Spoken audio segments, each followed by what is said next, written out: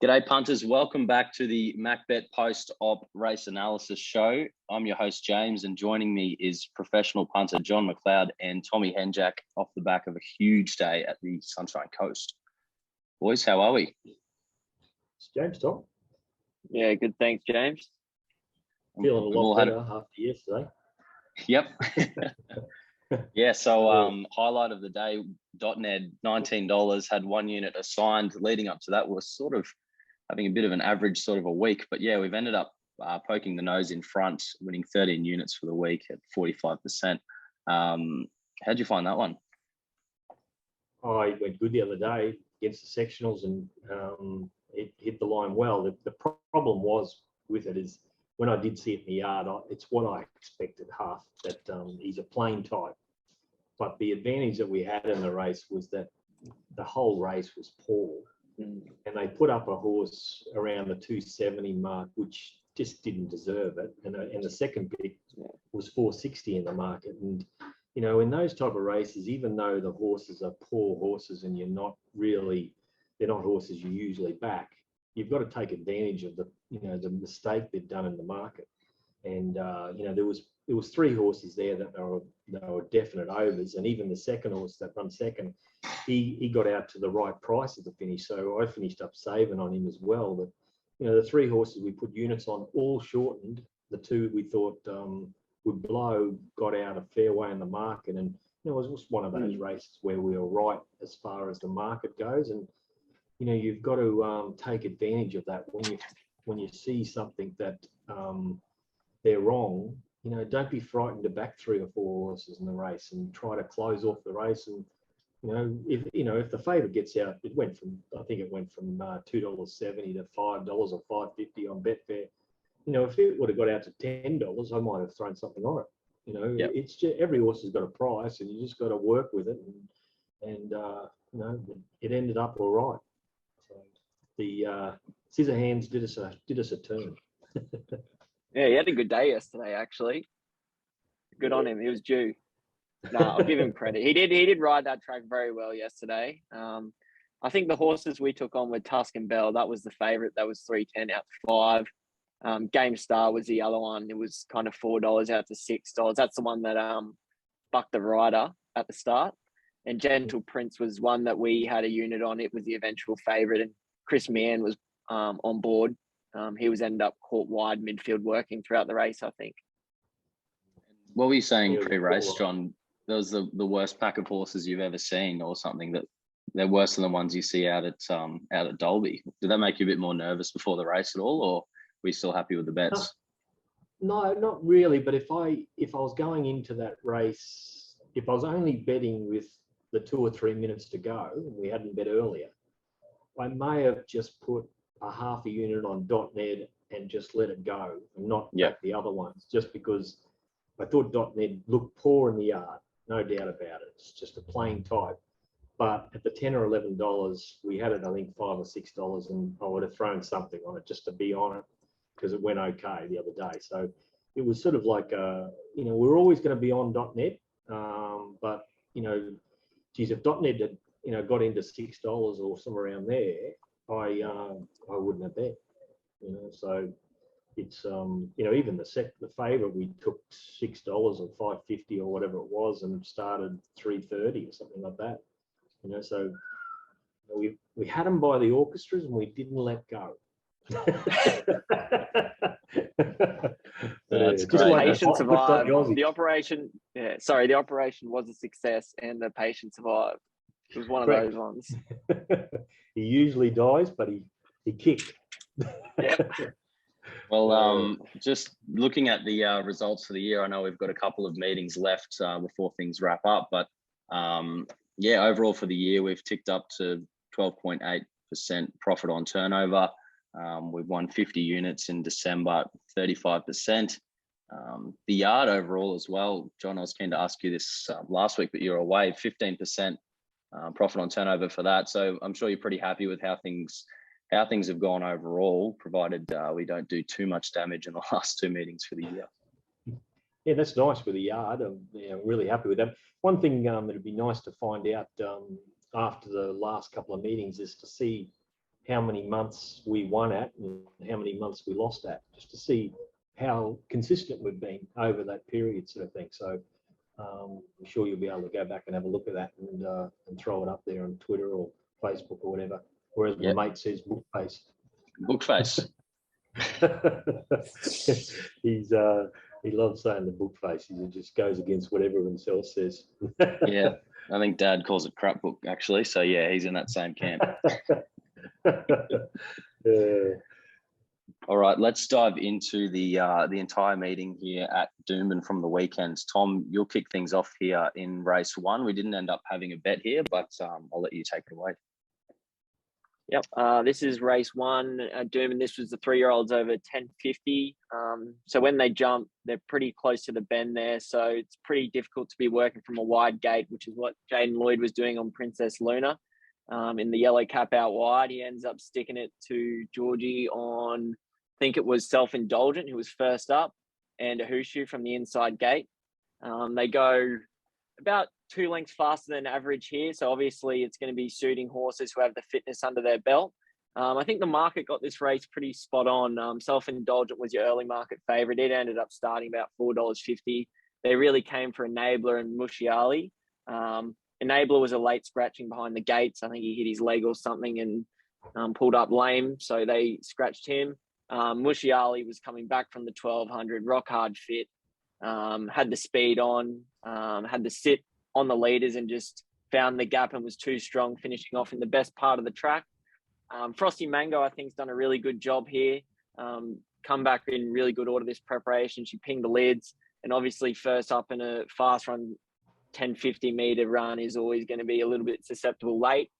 Other than that, I don't think there's really much else to take from the race. From the yard, they all didn't really look quite there. They all looked pretty plain, to be honest. So that's why we kind of elected to stay out of the race. We didn't really see much edge here. And as you can see, it was a pretty tight finish. I'm kind of glad that we didn't end up betting. Yeah, I think Frosty Mango is the one to take most out of that run. It raced really fresh, and it looked like that in the yard, and it really fought on in the straight, and even though what Tom said, it was coming down the right part of the track, he's going to definitely take good improvement out of it. And I thought he had a few chinks in his armour last preparation, but he seems to have come back really good. And the one on the inside of him is a very fit horse, and that probably was the reason why it got home. But you can see right on the line, Frosty was coming back at it, so I think that horse has gone good. Yeah, I think the other thing to take from this is Frosty Mango, all last preparation, was basically leading, and it adds another string to their bow here, being able to take a sit in that second pair and still being able to finish off the race quite nicely. Yeah, that's a good point. That it might be a better horse ridden quite. All right, taking a look at race 2 at Doomben here from last Sunday. John, this was your race and we didn't bet. Yeah, I'm a bit disappointed in what I did here. I didn't back Stuck With You, and we had it quite short, and I think the main reason I don't like backing this bloke's horses. I just don't think I think a lot of the time they're too short, and on this occasion it wasn't. So if Stuck With You was back in class, it was just going to park him behind him. I don't know whether we thought the fence was no good at this stage. We sort of were thinking that the fence was no good, and it's just a matter of whether Stuck For You could come to the outside. But there was no speed in this race, and we knew it was going to be back in the field, and whether it was going to be able to get up there and get them down, that was the problem, or the thing in the back of my head. But I liked the way Kirkby went in this race. I thought it had a nice chance, but I thought the price was ridiculous. Now, you can see it's third on the fence, and they're not going along fast. They're going really slow. They're going 8.3 lengths slow, according to punting form, and we've got it going 10 lengths slow. So both our sectionals have pretty much said that they're going slow, really slow, and they've got home strong. Now, coming to the corner, like I was laying this big time on Betfair just because he was in the wrong spot, and I was still taking evens. And other horses zoomed around the outside of him, pinched a break on him, and you can't see him coming to the corner. He's just got nowhere to go, and he was tracking up nicely, but they're all they're all got the momentum, and he just doesn't know what he's doing. And he was going to find the fence in the worst part of the track, which was even a bigger positive for us. And you can see, Beccolini, he's had every possible. And the other horse has just run the really good sectional Stuck With You, which is probably the slow track has helped him. But you can see Kirkby on the inside has really fought. So if he can find, a race again with an inside gate over the 2000, don't care if it goes to 2200, posse up and get the right split, I think it'll be very hard to beat next time. Yeah. So do we say Beck and Lenny doesn't run 2000 meters now? For slow speed, it's kind of run the fastest last 200 of the race there with a pretty good run. What do you think? Yeah, that's possible. They've I'm just having a look at, he's run 22nd overall the last 200, and that's the race where they've walked in front. So he hasn't really hit the line too well. He had every possible. The horse that run fourth there, he's made nice ground, and he's demurely, he's up in class and big time, and he could probably get away with a weak 2000 meter race, class 2 probably. I think he might even be a class 1 horse from memory. He went quite good for he's won a few races. He's not a class 1 horse. He's run he's won them out in the bush somewhere. Yeah, he's won it at Emerald and a couple like that. So he's probably about a class 3 or 4 horse, which he's coming the right part of the track, so I'll probably drop off him. He's no star to look at, that horse either. But it's one that got away. Sometimes you get a thing in your head about certain trainers, certain jockeys, and you just can't bring yourself to back them, and that was one of them. All right, looking at race 3 from Doomben on Sunday now, this race was won by Indiscreetly, and we didn't have any bets on this one. Tom? Yep, the market's got this one pretty much right again. $1.95 in the morning, and ended up starting $1.65, $1.80 on Betfair. As kind of predicted, she was able to find the lead pretty easily and slowed them up. I think they went 3.7 lengths slow to the 600 and come home 3.3 lengths fast. I was kind of surprised they took such a sit on Chief Hardy, though. I thought they'd kind of let him stroll a bit. I know he was definitely a question mark going up to 1600, but restraining him like they did, it's a horse who's always had kind of issues. It definitely didn't help, and he ends up running a tailed out last. I thought he was probably the only danger, and it was just a question on whether he runs the distance. And once he kind of took the sit and didn't let him run, it was all over. In saying that, Indiscreetly, he's a pretty nice horse. Still hasn't put it all together. As you can see in the yard, there's still definitely improvement there. It was only a third race start, heading up to the mile, and did it very, very easily, and ears pricked past the line. Not sure what else to say in the race. There was no real chases, but obviously she's a pretty smart horse. Interesting what Bagor said on the radio this morning. He's thinking it might get up to 2,000 metres, and they're going to go to the Guineas Magic Millions Day if they can actually get in there. But on type, you'd say no, he won't get 2,000. But he has charged the line. He had it, everything his own way. The last sectional dropped off about a length, the last 200 compared to the 4 to the 2, which that's a bit of a a question mark. When they want to step up again. So I think I don't know, a little bit of pressure on this horse over 1800 or whatever it is. It's just a jury's out for me. Yeah. Trying to know that distance. I think we definitely don't know. We can definitely say that we don't know the ceiling to this horse yet. And it's going to be interesting. I think it's a more 1,600, 1,400 meter horse. And I think in time, if they want to go to the next level, they'll definitely have to take a sit and kind of give it a bunny to tow it into the race. I think it can improve big time. It has jumped in rating a lot. It's probably jumped, 3 or 4 lengths from first start to second start, and then jumped about another 2 lengths again straight after that. So there, he's an improving horse. There's no doubt about that. Yeah, and she was eased down on the line, ears pricked. That's always a good sign of a horse that's obviously going places. All right, let's take a look at race 4, where we had 1.5 units on C. Marie at $5.50 in the morning, and we had a half unit on Linthorpe Lad at $9.50. Both of these trimmed up significantly in the market. John, I'll let you take us through this race. Well, I was on the ground after this. So I was just flapping around like a fish out of water. It was C. Marie. I just thought it would just win when it come to the corner. He came out a little bit slow on it, Burn, but he punched up into the 4th 2-wide position. Sort of always thought that Glen Ord was its bugbear, but Glen Ord, thank God, grabbed hold. Well, this is what I was thinking after 200 metres, and you can see him running about 5th there, 2 wide. Perfect. I really think the mile is a real question mark with this horse. Now, talking to Des after the race, he's thinking about going to 1800 and slamming the blinkers on. I just don't know about that. I don't mind the blinkers going on and then coming back in distance. I think that's beautiful. But I'm just, jury's out for me going to 1800.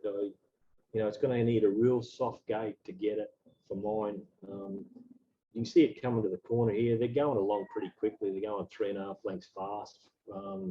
We've got it going a little bit slower than that, but I think punting form was probably right over ours. You can see it coming out wide. It's coming the right part of the track. The Senefers and the white sleeves going back to the inside. And, so Xenifer's the one horse that you can see that it's the problem horse, but I was thinking, okay, ours is in the right part. It's in the worst part. We'll fight it off and no. Vomiting. The thing with Xenifer, it has looked fat in its first few runs here, and it's looked terrible. On Saturday it looked a hell of a lot fitter, but it still looked not right. My problem with Xenifer, I think we had it quite long in the market around the $10 mark, something for sure, and I had a trouble with that Patchy Chase ratings out of that race the other day at Eagle Farm, and I've gone back and had a look at them, and I think I've got that right now. But I was negative. I took a fair bit off it, and I probably shouldn't have taken as much off. It's gone quite good. C. Marie, as I said, I think it's a problem with the distance. It's going to go up. Smart Meteor went back too far from the gate. That's hit second last, coming wide. It's ran on well. It looked fitter in the yard. We were on it the other day, but it did run on in the better part of the track. Linthorpe Lad inside it, made good ground, just got out sprinted by Smart Meteor. Strange run for me, better than Groovy on the inside of us, run 4th. I didn't think it'd get a mile down a well, and it finished off okay. But I've got to take, the problem with this race is better than Groovy making ground on these leaders. It's not really a miler, and I've got to, it's really pushing to say that wide position out there, it's very good. And the Seneffer's gone okay because he's in that bad position. The reason why we bet early is similar to what we did at Caloundra in that race on Monday, and that more than number 1 was very sure at evens, and we had it 5s, and we've repriced it, and we've got it $6. And so we're very happy with the price that we had it, and it's gone from evens to $5 or $6, nearly close to $6 on Betfair at the finish. And we've got to try to take advantage of those mistakes, and it nearly come off with C. Marie, but we paid the penalty with. I just stuffed up with Apache Chase's race the other day at Eagle Farm, and I didn't give enough credence to the form. There's no doubt more than number 1's got a lot of ability, but for me, stepping up in class now, he was able to get away with it earlier in his preparation against weaker horses. But his racing manners really do cost him for mine. Stepping up against the better horses, he keeps getting his head up. He keeps wanting to do things wrong and give the jockey trouble. He is a hard horse to ride. Against the better horses, you just can't do that and give them a head start and be able to run sectionals to get over the top of them. For me, I think there was a bit of merit in Smart Meteor's run. I know Better Than Groovy is kind of running on in the best part of the track with it, but I think there was a significant advantage on the day to be saving ground around the bend there. which is where Better Than Groovy and a few other subsequent winners later in the day, plus Zennifer, I guess, they saved ground around the bend. Having to come wide and around horses was actually quite difficult to do. So I think there was a bit of hidden merit in Smart Meteor's run, and the stable has said that this horse is actually starting to put it all together now, even though he is a much older horse. But as we can see on our ratings as well, he keeps taking a nice jump between runs. Yeah, probably should have a look at that. I can run that, see how that 600 or around that mark 600 or 800 to see whether the fence horses were going okay around that part, and it was just the straight that was no good. It'd be interesting to have a look at that, especially for horses wide during the day. Because there was a few later in the day that sat wide and fought on okay. Yeah, I've got a few written down here, which we'll go through later. All right, looking at race 5 here, this was won by Mass Destruction. Now, we didn't have any units in the morning, but we did have the half unit on Garoppolo and Eurobell from the yard. Tom, I'll let you take it away. Yep. So the start here, Boom Nova with the blinkers on, pings the lids from the outside gate and is able to cross them pretty easily. Nice ride by Boris Thornton. He just rates it pretty well in front. The only thing that was wrong for Boom Nova, and probably why he wasn't able to get the job done, was he looked to run short in the yard. He was only second up here, stepping up from 1,000 metres. They've run good time here, though. They've gone out about even in front and sprinted home 4 lengths quick on our figures. So it has been difficult for those back in the field to run down the leaders because they've run such good time. A horse I want you to watch, I think he gets back in the field, called Stormy Rock, tab number 11. What do you call it? Yeah. For the Matty Dunyard, Andrew Main. He gets held up a long way. He is saving ground along the fence there, but he's put the writing on the wall this preparation that he has a win in store fairly soon. Obviously, Mass Destruction wins the race. Perfect ride by J-Mac, able to land the 1-1. Collett kind of let him in, I think. No fault of hers, I guess, because her horse was first up with the blinkers off. She wasn't really looking to hold a position anyway. But it was a race where we had 1 unit on Garoppolo from the yard and 1 unit from Eurobell. We just thought the market kind of was disrespecting them too much. They got out to a nice price. There was always going to be some speed that would go on with Boom Nova going forward with Mystic Aroma and Deference in the race. But in the end, the leaders just ran good time and it was too hard to run them down. Garoppolo's going okay again. It was held up in the straight. The merit run for me here was Paladas. He jumped too well for his own good, caught 3 and 4 wide on a limb throughout the race and having to work around horses around the bend there, which I mentioned in the last race. On the figures, he hasn't done anything special, but it was kind of expected. I think it was definitely a forgive run for him. Stormy Rock went fantastic. Fantastic. Yeah, was he second up, or he come off a really good rating Ipswich race, I think, where he hit the line really hard. Sorry, he's third up here. Not sure whether he runs 1,400 as good. The key for him is a soft gate, which he did have here, but he stepped away slow. So it was always going to be hard for him to run the leaders down. But as I said, there's definitely a win in store for him soon. All right, diving into race 6 here, it was the BJ McLaughlin Stakes over the 1,200 metres. No surprises here, won by Coolangatta, the short fave. John, have a look at this race. Yeah, Coolangatta was a really, well, you just looked the right horse coming into this race, no doubt. And the price was $1.50, but he got from $1.30 out to $1.50 only because of the yard, I'd say. He's a plain looking type in the yard, but he's very athletic. That's the positive out of this. Now we've repriced the race and we've got him around the $2 mark. And, I just don't know what to think about this horse going forward as far as the Magic Millions go. He was playing up a little bit in the yard, very stirred up. And if he goes to the coast and he's a bit more relaxed, I'd be happy with it. But if he goes there and is a little bit more stirred up as what he was on Sunday, I think you just have to take a punt against him. But the sectionals here are really strange.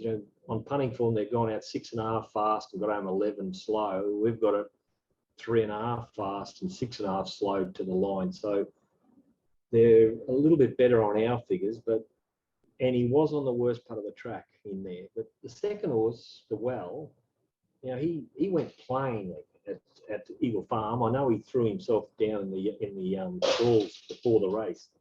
Or that was its problem, and I didn't know about that till after the race. He's gone quite good. He's ran on okay, but if you put him in the Magic Millions, he's probably a hundreds.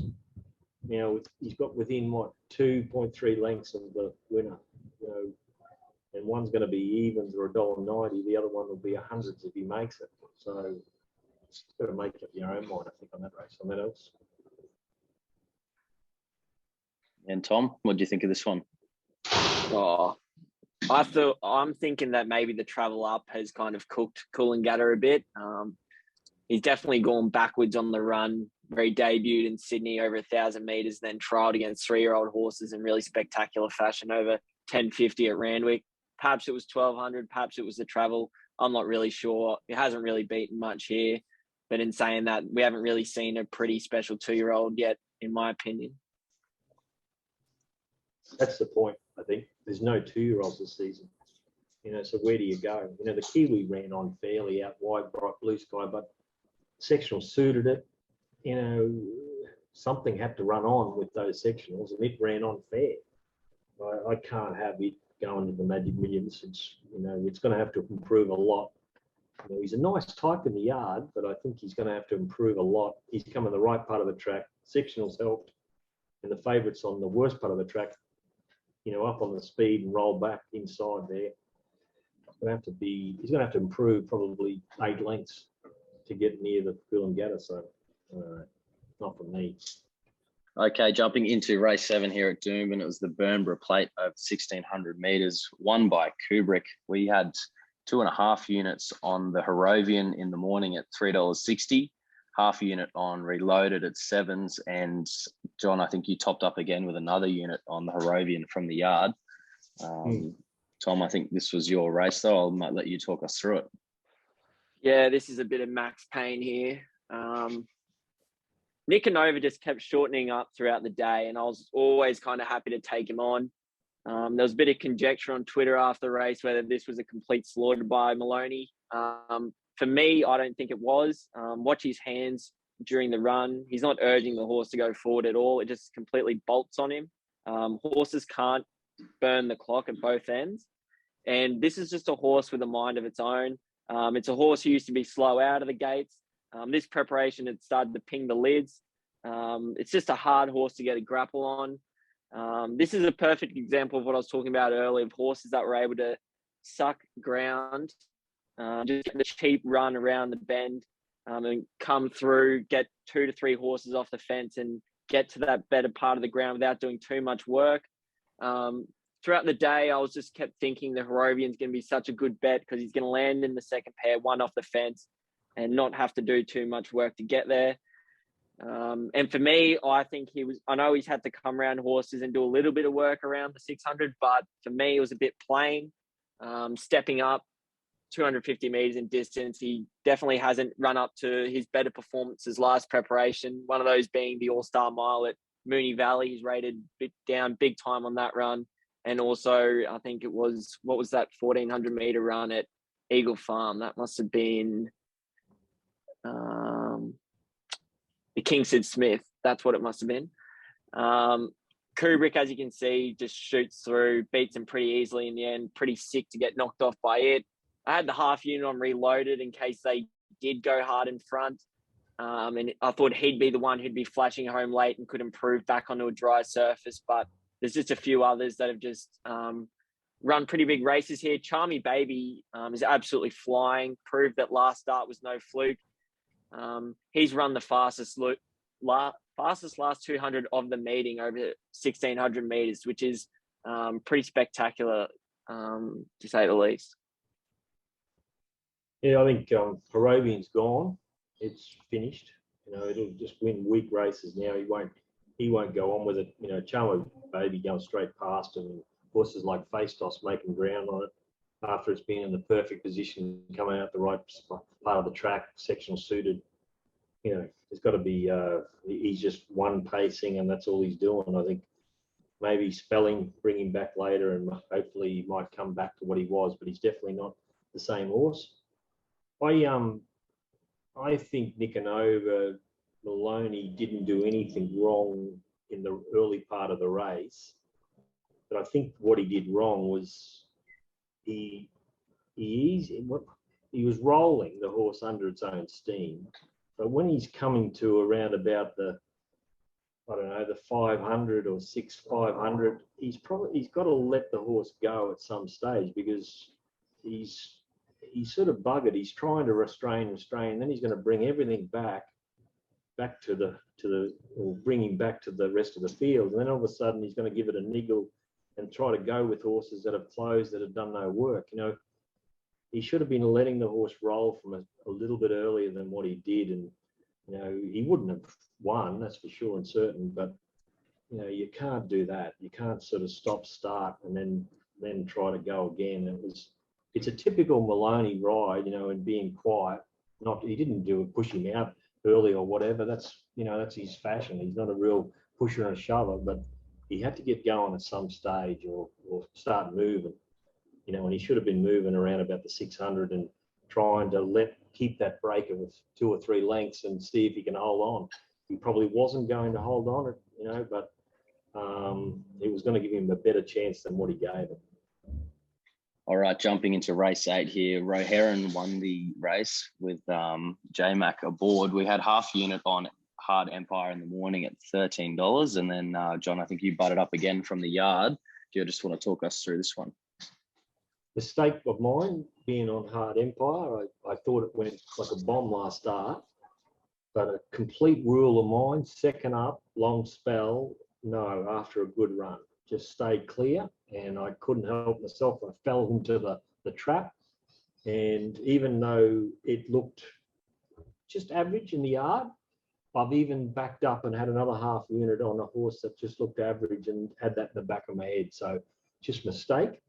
I was lucky enough to throw, myself. I threw a little bet on the winner, Roheron, but I'm dirty on myself for not throwing a half a unit on it, because it looked well. It had, the good jockey on it, McDonald, and I had it back probably second last or third last in the run. He was able to get it to midfield, and when he did that, it was always going to be in the race, and it was a matter of whether the favourite Zeus Style came back to him. If he kept on going, Zeus Style, he might have just he won by 2, led by 2, and won by 2, but there was always a chance he was going to come back to him that last 100, and he did. And, the ball is out in the right part of the track. Soxagon's gone like a bomb for a horse of his quality. He showed that he's better than I thought he was, and he's going really good because he's come on the worst part of the track. Get back to Hard Empire. I'm not going to rule him out next time. I think he'll go better. He finished off quite well there. He's run about 5th or 6th, but he's not going to be as flat next time. If he gives him 2 or 3 lengths, 2 or 3 weeks off, gives him a little freshen, I think the horse will go a lot better. If I can just get him to look a little bit better in the yard, he's one to follow, I think, this horse, even though he's come on the right part of the track and everything. It's just that second up, long spell after a good run, they just don't perform. What do you make of a horse like Bo Rosso, who looked underdone in the yard, had to do a bit of work to find a position, and has been exposed a long way out? I thought he went okay fighting back on the line after he got headed by a few of those horses who had a better run in transit than him. He went okay, but the only problem here is you take Zoo Style out of this race, you got Baller, who, he's not a real listed horse.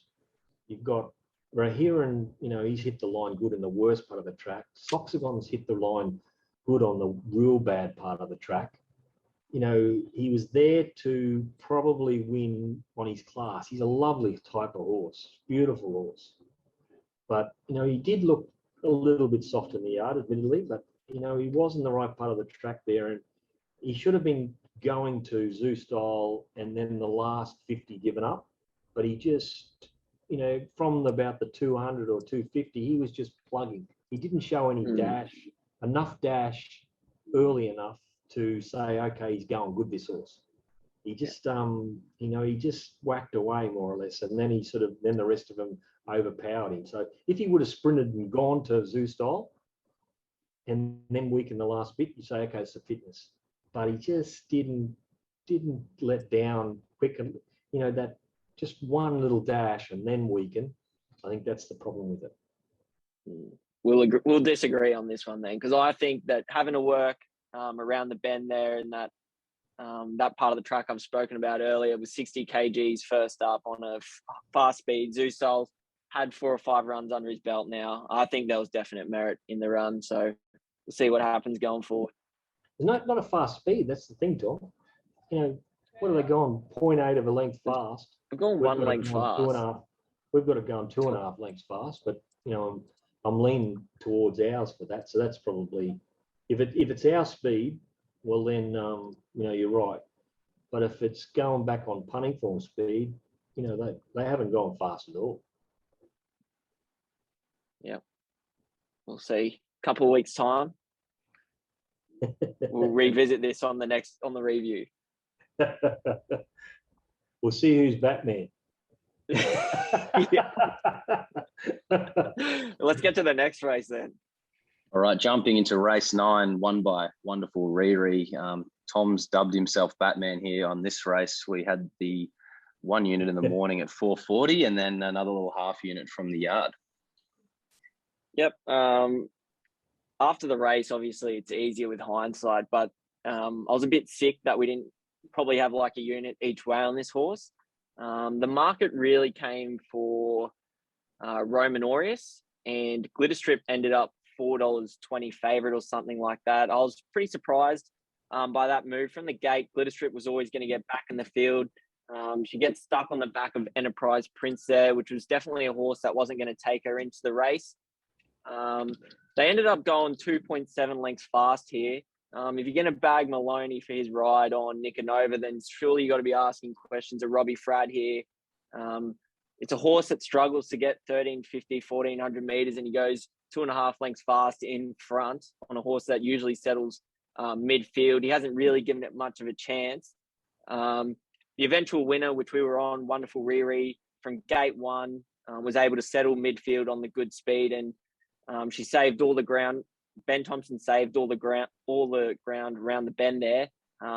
Presented her with 300 meters to go and just let rip with her turn of foot. Showed her class that she was definitely better than a Class 6 horse. Runs the 4th fastest last 200 of the meeting. Goes away from them. Was a pretty stylish win, I thought, and showed that she definitely has listed ability. I thought there was, not merit in the run, but I think you can definitely forgive Star Rosa. If you watch the start there, she was slow away, has to work pretty hard to find a position. Was only second up there, gets tailed off, but they can freshen her up and she can definitely win a race this preparation. Star Virgo does what he usually does, whacks away on pace. So does Stuttering. I know he probably looked a run short in the yard, but he was second up, not quite sure. A lot of these will show up in a Class 6 again in a couple of weeks' time. They'll all go around $6, and whoever gets the right run will probably win the race.